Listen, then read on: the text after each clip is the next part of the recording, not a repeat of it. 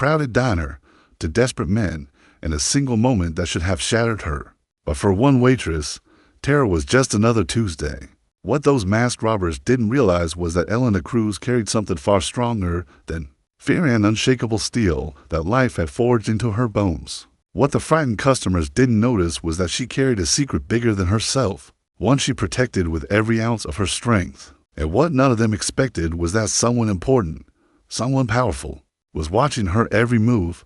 That man was Victor Kane, a reclusive billionaire with a reputation sharp enough to cut steel, ruthless in business, feared by competitors, and respected by entire industries. Kane witnessed something extraordinary in that diner. He saw Elena's calmness when the rest of the room dissolved into chaos, and the choice he made next wasn't simple generosity. It was a test, an invitation, and the beginning of a story so unbelievable it would eventually captivate the entire world. The bell above the corner diner's glass door gave a cheerful chime as another customer entered. Outside, the city of Boston roared, a living machine of screeching tires, honking horns, and distant sirens. It was the restless soundtrack of a million lives colliding. Inside, though, the diner existed in its own strange pocket of time. The smell of stale coffee, frying bacon, and syrupy pancakes hung heavy in the air. Red vinyl booths, cracked from years of use, reflected the fluorescent lights overhead. The floor was sticky in places from 1,000 hurried breakfasts. A jukebox in the corner hadn't worked in years, but still sat like a relic of better times. It was the kind of place locals loved, not for its perfection, but for its imperfections. In the back booth, almost hidden by shadows, sat Victor Kane. To a stranger's eye, he was just another businessman on a lunch break. His suit, a charcoal gray tailored to perfection yet deliberately understated, gave no obvious hint of his wealth. His salt-tan pepper hair was neatly styled, his face unreadable, his expression carved into a permanent mask of detached neutrality. No one here could guess that the watch on his wrist, a limited edition Vacherin Constantin, was worth more than the diner itself. Victor Kane didn't simply own buildings, he owned skylines. King Global Holdings was an empire of private equity, real estate, and acquisitions, an empire built on Victor's uncanny ability to see value where others saw nothing. He was known for turning failing ventures into billion-dollar successes, and he had the reputation of being merciless in the process.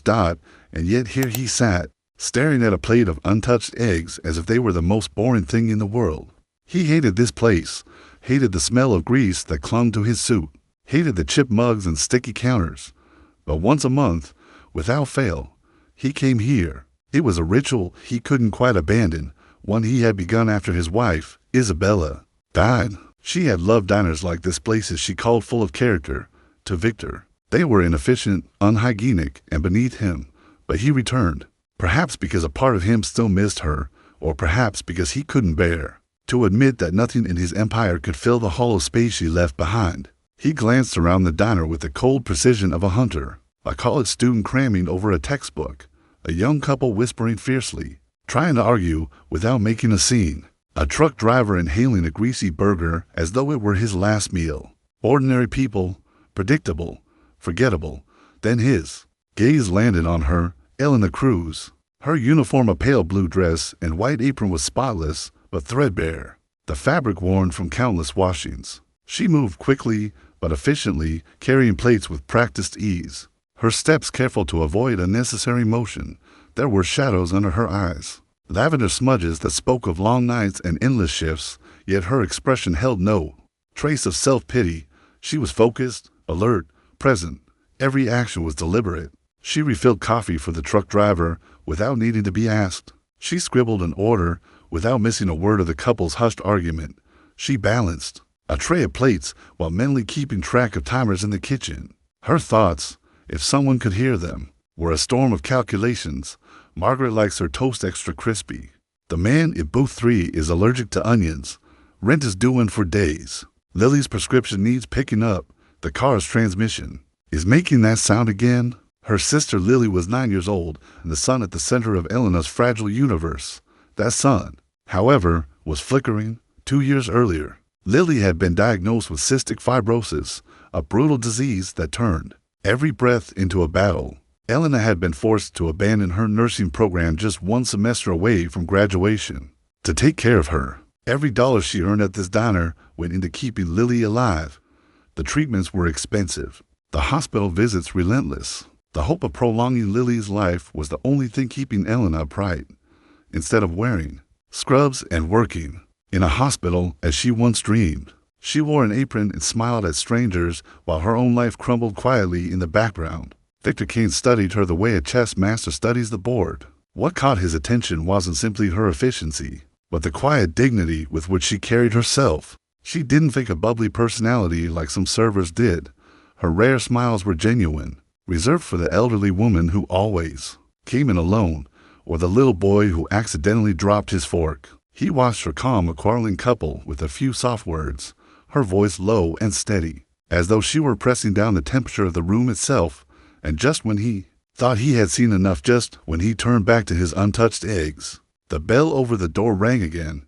This time, it wasn't cheerful. It was sharp, violent. Two men burst in, moving with the twitchy panic of cornered animals. One wore a ski mask, the other a hood pulled low over his face. The masked one gripped a pistol in a shaking hand. "Nobody move," he barked, his voice cracking with fear. "Empty the register, now." The diner froze. Conversation stopped. A fork clattered onto a plate. Someone gasped. The student dropped his textbook. The truck driver raised his hands. Fear spread like smoke, thick and suffocating. The second man vaulted over the counter, shoving Tony, the balding owner, hard against the milkshake machine. "All the cash. Hurry up," he snarled. Fumbling for a bag, Elena had been walking toward the kitchen with dirty plates when the chaos erupted. Now she stood trapped in the center of the room, the gunman barely 10 feet away. His wild eyes landed on her. "You, on the ground, now." Victor Kane's instincts kicked in instantly. Years of boardroom battles and hostile takeovers had wired his brain to assess threats in seconds. To assailants, one gun, amateurs, shaky hands. Their priority was money, not violence, but panic made them dangerous. He reached for his phone, prepared to trigger the silent alarm linked directly to his private security team. And then he stopped, because what he saw in Elena made him pause. She didn't scream. She didn't beg. She didn't collapse in terror. Slowly, deliberately, she set the plates on the nearest empty table. The sound of ceramic against wood was deafening in the tense silence. Then she raised her hands. "Palms open, okay?" she said, her voice calm, steady. "Everyone, it's going to be fine. Just stay calm. He's getting the money." Her eyes never left the gunman's. She wasn't defiant, but she wasn't broken either. Her look was something sharper, a strange mix of empathy and assessment. She didn't see a monster. She saw a terrified man making a catastrophic mistake. The air inside the diner was thick enough to choke on.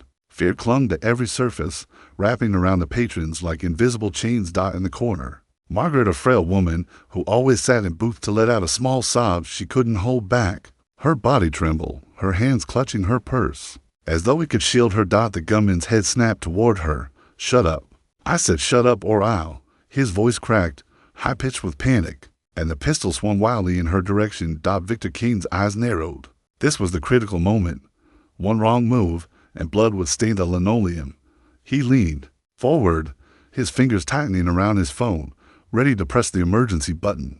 But once again, Elena moved before anyone else. "Margaret," she said gently, her voice steady as stone. She didn't look away from the gunman, but her words cut through the tension like a thread through cloth. "Margaret, it's Elena. Look at me. Breathe. You're safe. Just breathe with me." Her tone was quiet, but commanding, carrying through the silence without rising in pitch. She didn't beg, didn't plead, she guided, and the trembling woman, desperate for something to cling to, obeyed. Her breathing steadied, her sobs softening. The gunman hesitated, caught between rage and confusion. His hand shook, but he didn't pull the trigger. His eyes locked with Elena's, and for a fraction of a second, something flickered there, not power, not dominance, but shame. Behind him, his partner stuffed wads of cash into a canvas bag, shouting, "Let's go, let's go." The gunman backed toward the door, still waving his pistol, but his gaze stayed on Elena. That same flicker, something human, something uncertain, lingered for the briefest moment before he turned and bolted. The two men vanished into the chaos of the city outside. The diner erupted in sound, shouts, sobs, the clatter of dishes hitting the floor. Tony, the owner, sagged against the counter, his face pale and drenched in sweat. Patrons rushed to lock the door. Relief poured out of them in waves. And through it all, Elena kept moving. She knelt beside Margaret. Speaking softly, she fetched a glass of water, placed a comforting hand on the student's shoulder, calmed the arguing couple, reassured the truck driver. She moved with purpose, her calm presence anchoring the room. Victor Kane had not moved from his shadowed booth. He had watched the entire scene unfold with the sharp focus of a man dissecting a puzzle. He had seen CEOs collapse under pressure with far less at stake. He had seen politicians falter with a single question. But this waitress, a woman earning minimum wage, had stood against a gun with more composure than any of them, and she hadn't been reckless. She hadn't been theatrical. She had controlled the emotional temperature of the room with the precision of a surgeon. Grace under fire. True grit. The flashing lights of police cars painted the diner windows red and blue. Officers rushed in, weapons drawn, barking questions. Statements were taken, witnesses corralled. The chaos shifted from terror to bureaucracy. Elena gave her statement calmly, recalling details others had missed. The brand of the robber's worn sneakers, the slight limp in his left leg, the way his voice cracked with each command. She spoke like a trained observer, not a victim. Eventually, the diner began to settle into an uneasy quiet. Plates were cleared, coffee was refilled, and the staff tried to pretend normal had returned. Elena carried a check to the far booth where Victor Kane still sat. Her hands trembled now, the delayed reaction finally catching up to her. "I'm so sorry about that, sir," she said, her voice hoarse but steady. "Your meal is on the house." Victor studied her. For the first time, he truly looked at her. The exhaustion etched into her features, the frayed seams of her uniform, and beneath it all, the unshakable steel he had just witnessed. He accepted the check, then, instead of signing it, he reached into his wallet. With deliberate precision, he pulled out a thick stack of $100 bills. He counted them slowly, 20 in total, $2,000, sliding the money onto the table. He tucked in a small white business card on top. His name was printed in stark black letters. Victor Kane. Beneath it, nothing but a private phone number. That wasn't fearlessness. He said at last, his voice low and gravelly. That was management. Very impressive. Before Elena could respond, he stood, buttoned his jacket, and walked out into the night. She stood frozen, staring at the pile of cash, $2,000, more than her monthly rent, more than she usually made in weeks of grueling shifts. It was a miracle dropped into her lap, but the card was something else entirely. It sat there like a spark in dry kindling, dangerous and irresistible, a door to another world, an opportunity or a trap. Later, when the police sirens faded and the whispers of shocked customers quieted, Elena slipped the bills and the card into her apron pocket. Her co-worker, Carla, caught sight of the money and gaped. "Elena, who was that guy? Did he just leave you to Grand?" I don't know," Elena admitted, her hands still shaking. But she did know. She knew that nothing about this was simple. Nothing about a man like Victor Kane was ever simple. That night, in her cramped apartment filled with the hum of Lily's medical equipment, Elena counted the bills again. They were real, tangible, enough to cover the next prescription, the next rent payment, the next overdue hospital bill. But the card burned against her palm like a secret. Victor Kane. King Global Holdings. A private number. It wasn't charity. A man like him didn't give gifts. He made investments. And Elena couldn't shake the feeling that the money wasn't the prize, it was bait. And the card was the hook. The money should have been enough. It paid the rent early, covered Lily's medication, even bought a new air purifier for her tiny bedroom. For once, Elena felt the crushing weight on her chest ease, if only slightly. But the card wouldn't let her rest. It sat on her kitchen counter, stark and white against the scratchwood. His name was simple, Victor Kane. No title, no logo, no flourish, just his name and a private number. It was the kind of card that wasn't meant for the world. It was meant for one person at a time. For 3 nights, Elena resisted. She tucked the money into envelopes, paid bills, held Lily's hand as her sister's chest rattled with each breath. But every time she walked into the kitchen, the card stared back at her, daring her. On the 4th day, Lily noticed it. Her little sister, all freckles and tired eyes, picked it up while looking for crayons. "Who's this?" she asked, her voice raspy from her nebulizer treatment. "Just Someone I met at work, Elena said carefully. Taking it back. He gave you money, right? Lily asked, sharper than her ears. Maybe he wants to help more. Maybe you should call. Elena smiled sadly. It's not that simple, Lil, but the truth gnawed at her. What if it was that simple? What if her cynicism was blocking a real chance? She was a nursing student who never graduated, working a dead-end job that barely kept them afloat. What did she really have to lose? Pride. Pride didn't pay for hospital bills. Pride didn't buy another month of air for her sister. That night, after Lily had fallen asleep with her copy of The Little Prince open on her nightstand, Elena sat at the kitchen table with the card. Her hands trembled as she dialed. She expected a secretary, an automated system, some gatekeeper. Instead, on the second ring, a man's voice answered, Kane. No greeting, no introduction, just his name, stated like a fact. Her throat went dry. Mr. Kane, this is Elena Cruz, from the diner the other night. There was a pause. She could almost feel him weighing her words, analyzing her even through the phone. I know who you are, he said at last. I was beginning to think my judgment was flawed. Your judgment? Elena asked cautiously. I judged you. Decisive, Kane said, his tone clipped. For days is not decisive. It's hesitant. Her spine stiffened. For days is practical. I had to make sure my family was safe before calling a stranger with a cryptic offer. Silence. And then so faint she wasn't even sure she heard it, the suggestion of a smile in his voice. Fair enough. 1 Kane Plaza, 88th floor. Tomorrow. 9 a.m. Don't be late. The line went dead. It wasn't an invitation. It was a summons. The next morning, Elena stood at the base of Kane Plaza, craning her neck at the tower of black glass that seemed to pierce the sky itself. She felt impossibly small. Men in bespoke suits and women in sleek designer dresses flowed past her, their shoes clicking on marble. She smoothed the wrinkles from her only interview outfit, a plain black skirt and a white blouse. She had ironed 3 times. Her reflection in the glass doors looked like an imposter. Inside, the lobby stretched like a cathedral of wealth.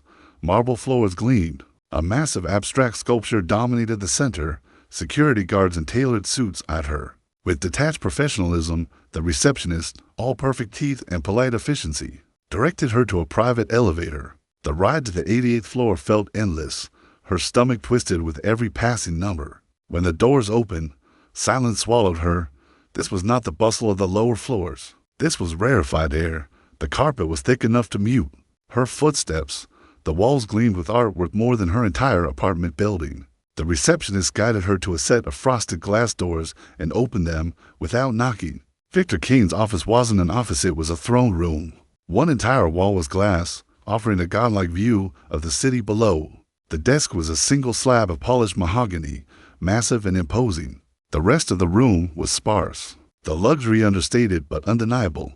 He stood with his back to her, hands clasped behind him, staring down at the city like it belonged to him, which, in many ways, it did. Elena Cruz, he said without turning. Punctual. That's a good sign. He finally faced her in daylight. He looked older than in the diner lines carved deep into his face, shadows under his eyes, but his presence filled the room. Sit, he said, gesturing to a leather chair that probably cost more than her car.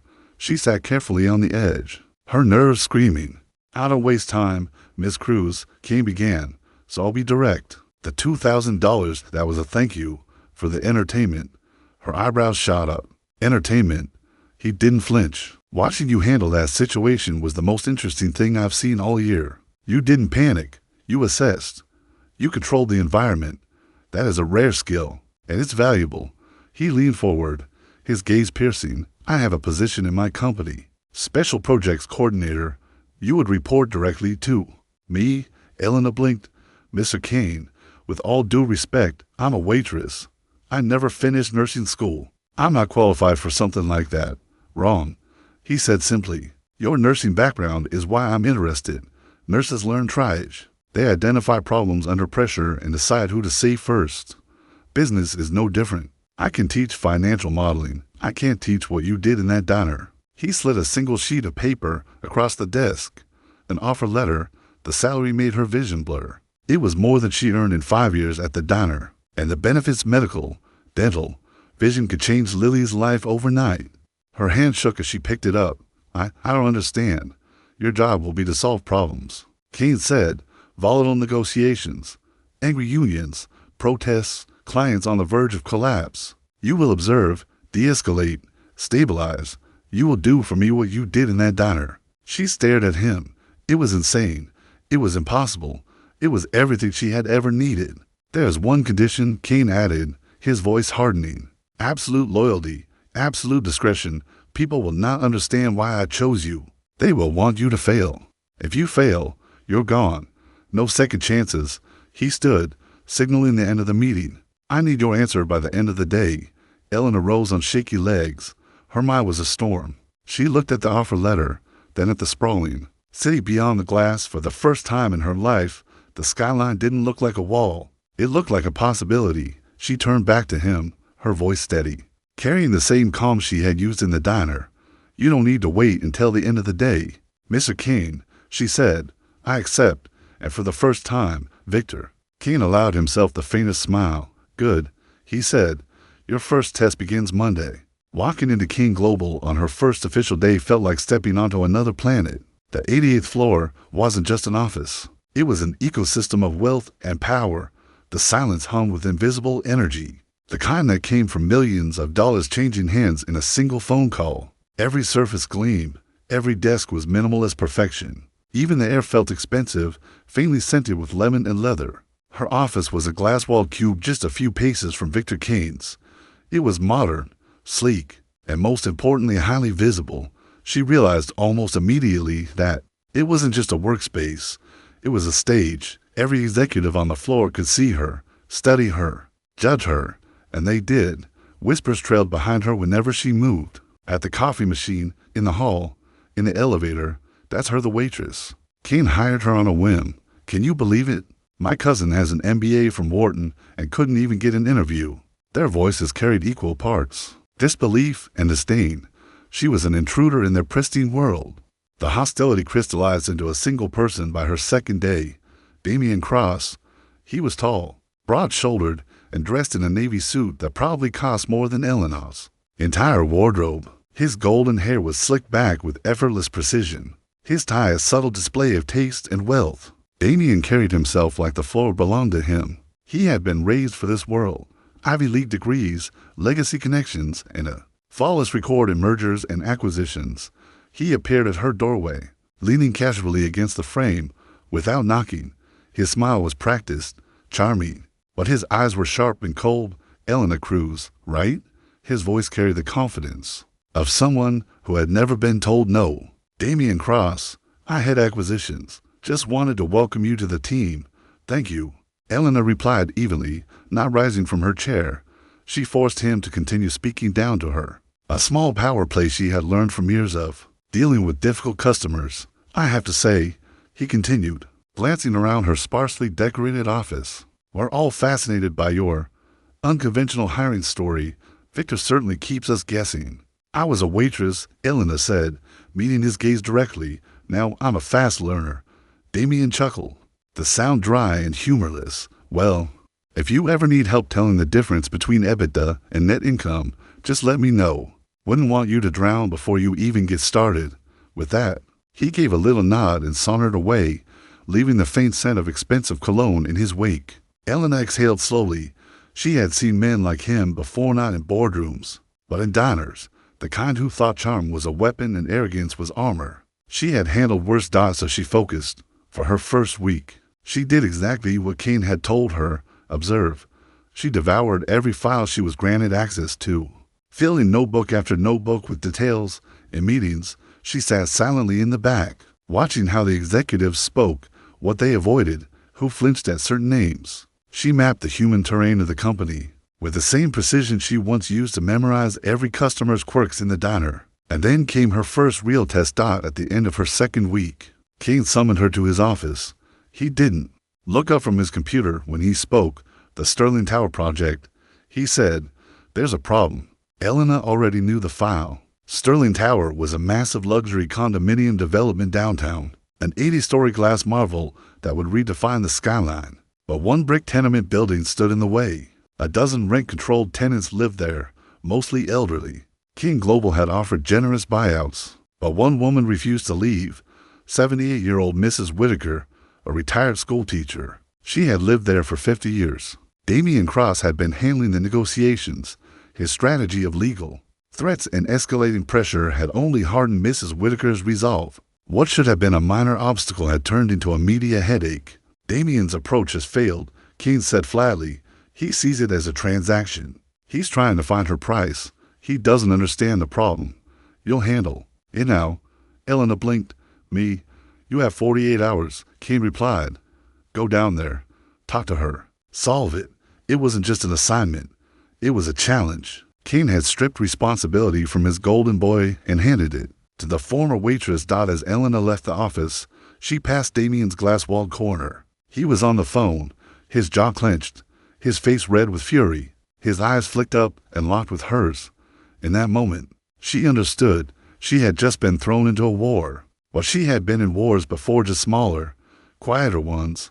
Wars fought with medical bills, eviction notices, and the fragile breaths of a sick child. She knew how to fight with nothing but grit, and she wasn't about to lose this battle. Elena didn't head straight to the legal department. She didn't review the buyout offers or study Damian's strategy. She already knew it had failed. Instead, she went to the city archives. She spent half a day digging through old neighborhood newsletters and records, piecing together scraps of history that no lawyer cared about.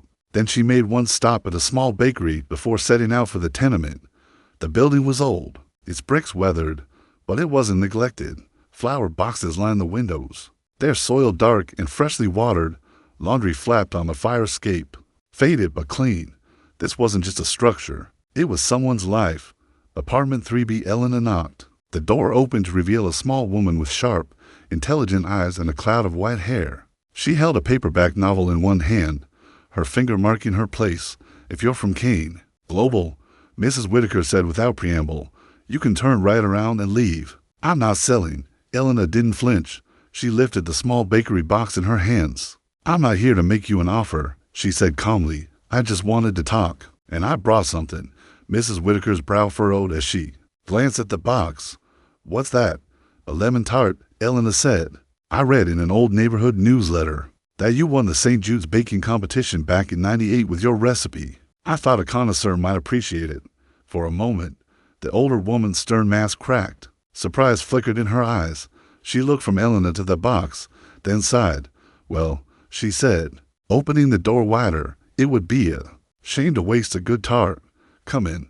The apartment smelled faintly of books and lavender. Photos covered the walls, wedding portraits, black and white snapshots, school pictures of smiling children. Elena didn't talk about the building. She didn't talk about money. She asked about the photos. Mrs. Whitaker told her about her late husband, a firefighter who had died decades ago.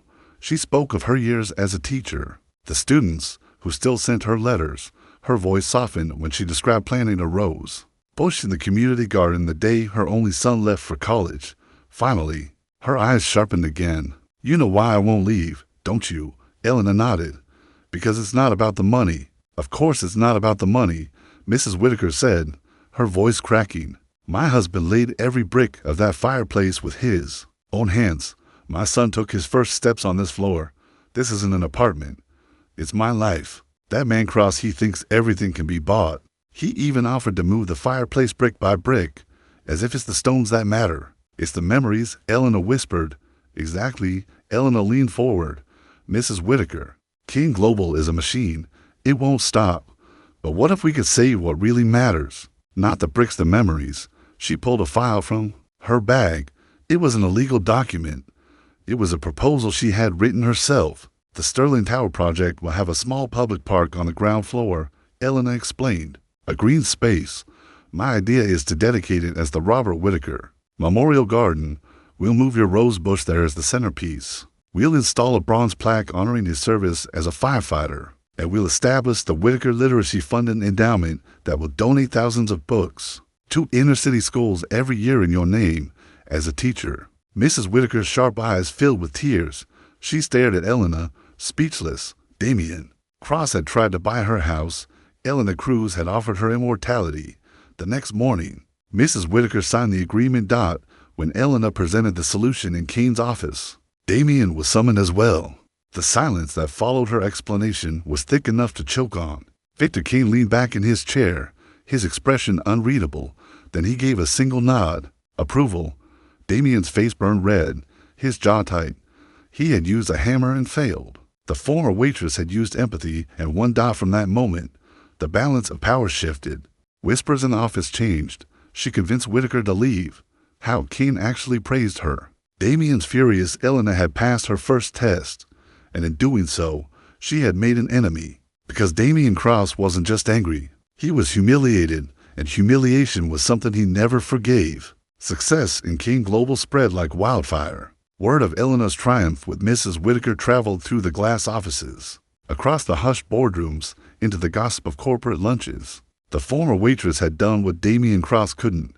She had dismantled a media problem, not with force, but with empathy, and in Kane Global, results spoke louder than pedigree. They started calling her the Whisperer. Elena didn't waste time on the whispers. She buried herself in work. She read every file she was given, memorized details, mapped personalities. She didn't just analyze numbers, she analyzed people, their fears, their motives, their hidden triggers. Kane noticed. He gave her more assignments. A volatile union negotiation at a shipping port where angry dockworkers threatened to strike. Elena didn't meet them in a sterile boardroom. She met their leader, Frank Garrison, at a dockside tavern. She listened to his fears about automation replacing his men, then countered with a proposal to fund a training facility to elevate their jobs. Instead of erasing them, within a week, the deal was closed. Another test came in the form of an irate international client threatening to pull out of a billion-dollar project. Elena flew across the ocean alone. Instead of reciting polished talking points, she listened to his frustrations over dinner, learned about his father's company, and reframed the deal as a legacy project instead of just numbers on a page. By morning, the contract was signed. Each success made her more valuable to Victor Kane. She wasn't just an employee anymore. She was his quiet weapon, the person he deployed when money, lawyers, and intimidation failed. But each success also deepened Damien Cross's hatred. He watched from the shadows of the 88th floor as Kane began seeking Elena's opinion. During meetings, he saw executives start to turn to her for insight.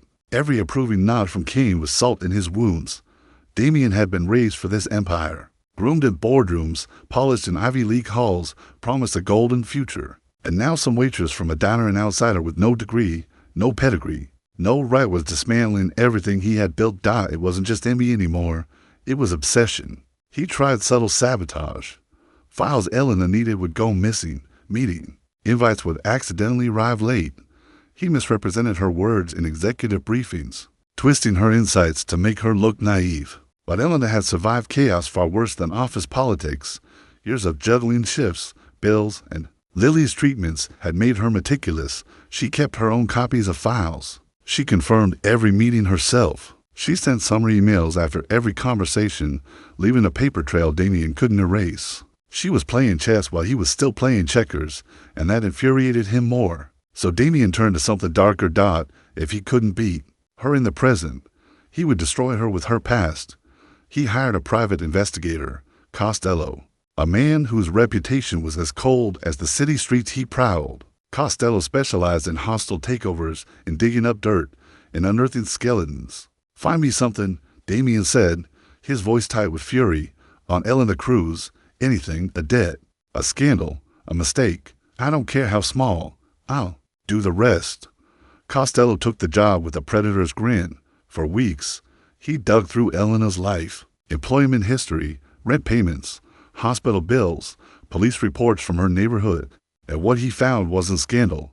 It was struggle. Elena worked. She paid her bills, sometimes late. She fought to keep her sister alive. Her past was clean, disappointingly clean. Damien grew impatient. His daily encounters with Elena became sharper, his smiles more venomous. He would pass her office with a smirk, working hard or hardly working. She wouldn't even look up. "Just focusing on my work, Damien." The dismissal stung more than insults ever could. And then Costello called. "I've got something." His voice purred through the phone. "It's not about her directly. It's tangential, but it's messy." Damien's pulse quickened. "Tell me." Costello described what he had unearthed.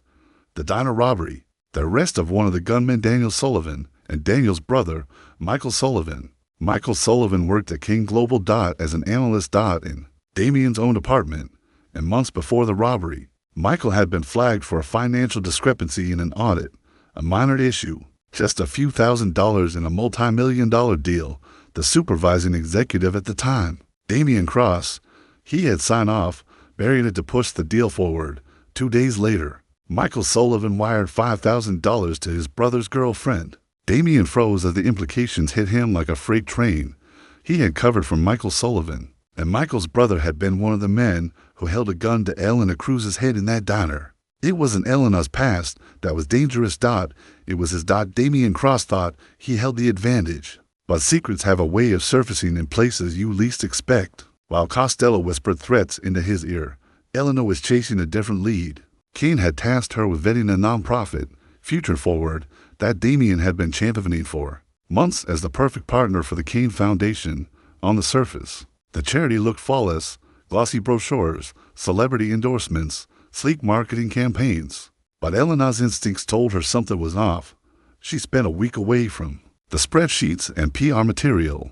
Instead, she visited the community center's Future Forward claim to support. She spoke with staff, volunteers, parents. What she found was a trail of disappointment, underfunded programs, promised resources that never arrived, smiling photos, staged for press releases, and then forgotten. Future Forward wasn't a charity. It was a shell, a machine designed to funnel corporate donations into executive salaries and little else. But suspicions weren't enough. She needed proof. She submitted a formal request for the raw financial data. It went through the proper channels, which meant it passed through Damien's department. A few days later, a package of files arrived in her inbox. It included the charity's numbers and, by her request, the background files of the analysts who had recommended Future Forward in the first place. She scrolled through the names and froze. Michael Sullivan, the resemblance to the man in the gray hoodie from the diner the robber was unmistakable. The police lineup from weeks ago flashed in her mind. The haunted eyes, the weak chin. It was him, the brother of the man who had aimed a gun at her. Her stomach turned to ice. She dug deeper. Sullivan's file contained a flagged audit note from a prior deal, Northwood Logistics. The discrepancy had been cleared by his supervising executive. Her pulse pounded as the pattern crystallized. Michael Sullivan's fraud had been buried by Damien. Days later, his brother carried out the robbery that changed her life. And now Damien was pushing a sham charity that conveniently funneled money to a boutique PR firm. Elena looked up the firm's incorporation documents. The owner's name, Caroline Vance, Damien's girlfriend. Her hand shook as she compiled her findings. She didn't just have suspicion. She had proof of corruption, negligence, and a conflict of interest so damning it could topple him.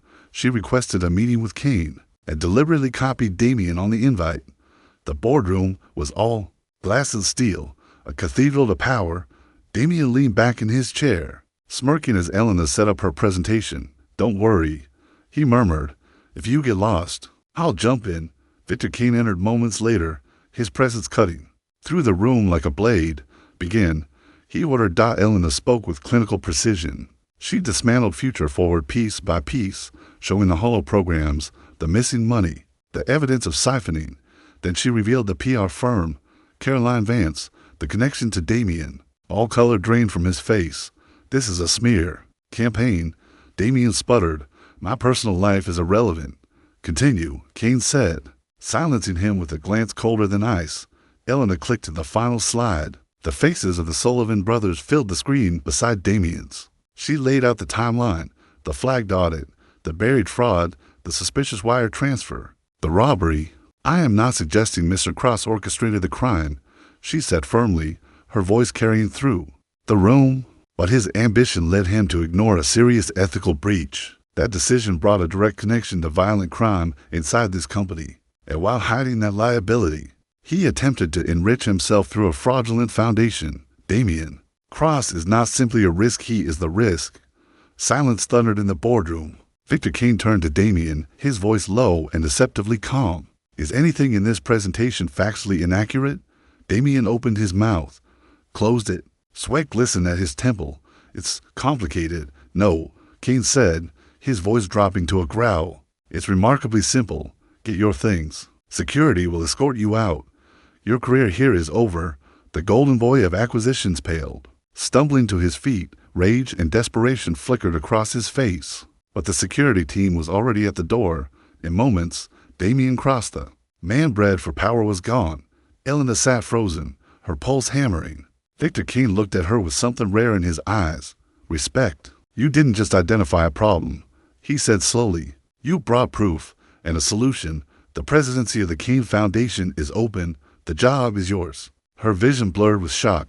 President, it's time, King said, that we invest in real human potential. News of Damien's fall and Elena's promotion spread through the 88th floor like wildfire. Whispers turned into stories, stories into legend. The waitress who faced down a gunman was now the head of the King Foundation, and yet, the world beyond the glass tower hadn't even heard the story. Not yet. That moment was coming, and when it did, it would change everything. The fall of Damien Cross and Elena's sudden rise to power set ripples through King Global. Executives whispered her name in hushed tones, not with disdain anymore, but with something closer to awe. She had done the unthinkable, exposed corruption at the highest levels and walked away not broken, but promoted. But outside the glass walls of the 88th floor, the world knew nothing. To the public, she was invisible, just another corporate employee lost in the skyscraper's shadow. That changed because of Margaret. The elderly woman from the diner Robbery often told her granddaughter stories about the calm waitress who saved everyone that night. Her granddaughter, Nora, was a young journalist at an online outlet desperate for a breakthrough. One afternoon, she decided to write it up as a small human interest piece. She interviewed Tony, the diner's owner, who recounted the terrifying night and mentioned the mysterious man in the corner who left a $2,000 tip. He remembered the name on the business card. Nora typed it into a search engine, Victor King. Her heart skipped. The story had just gone from small-town bravery to global intrigue. The outlet ran the article under the headline, Billionaire's enormous tip to hero waitress. After armed robbery, it got clicks. Not millions. Not yet, but enough to spread. A feel-good story in a world desperate for them. But Nora wasn't satisfied. She dug deeper. What happened to the waitress? Where was she now? Through a contact at City Hall, she found the dedication records for the Robert Whitaker Memorial Garden. She interviewed Mrs. Whitaker herself, who spoke glowingly of the brilliant, empathetic woman from King Global who made it all happen. Her name was Elena Cruz. Nora connected the dots. The waitress from the Robbery was now working for King. She called the King Global press office, expecting a cold dismissal. Instead, her inquiry was flagged and sent up the chain. Victor King read it, and for the first time in years, he authorized an interview, not with him, with Elena. The resulting article exploded. From waitress to president, the billionaire who hired the hero of the corner diner. It was irresistible. Terror, heroism, a mysterious billionaire, a miraculous job offer, and a woman who had risen from minimum wage to a glass tower office. The story went viral globally. Morning shows debated it. Headlines praised it. Social media crowned Elena Cruz as the symbol of hidden potential. Elena handled the spotlight with the same grace she'd shown in the diner. She gave interviews, but she shifted the focus. Victor King's offer was extraordinary, she said, but he wasn't rewarding me for being a victim. He recognized a skill set. What I did in that diner, de-escalation, managing fear, clear communication under pressure, are the same skills I use now to find and support underfunded community leaders for the foundation. This isn't a fairy tale. It's proof that talent is everywhere, even in places people overlook. The public fell in love. King's reputation, once built on ruthlessness, softened in the glow of his decision.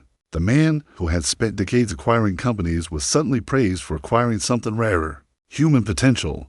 From her new spacious office overlooking the city, Elena launched her first major initiative as president of the King Foundation. It was a scholarship and support fund for students from low-income backgrounds who had been forced to abandon nursing and healthcare programs because of financial or family hardship.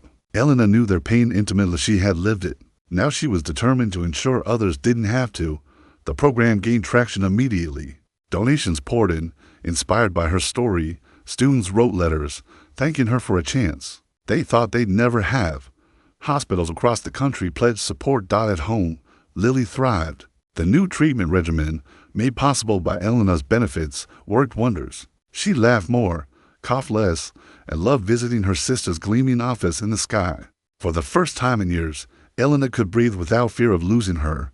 One evening, Victor Kane stopped by her office.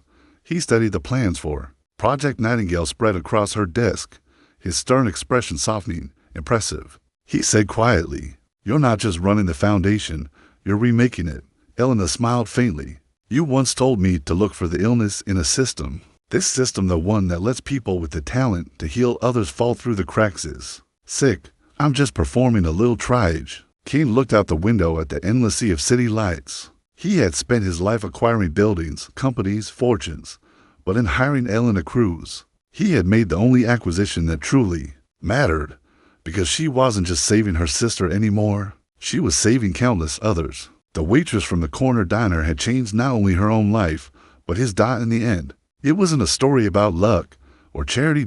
It was about resilience, about how the quiet strength forged in hardship could outshine the polished resumes of the privileged. Elena Cruz's calmness in that diner wasn't a miracle. It was a muscle, strengthened over years of fighting battles no one saw. And Victor Kane's genius wasn't just in spotting opportunities in boardrooms, it was in recognizing that her lived experience was worth more than any degree. The most qualified person for the job doesn't always have the fanciest credentials. Sometimes, the strongest person in the room is the one who has already survived the storm.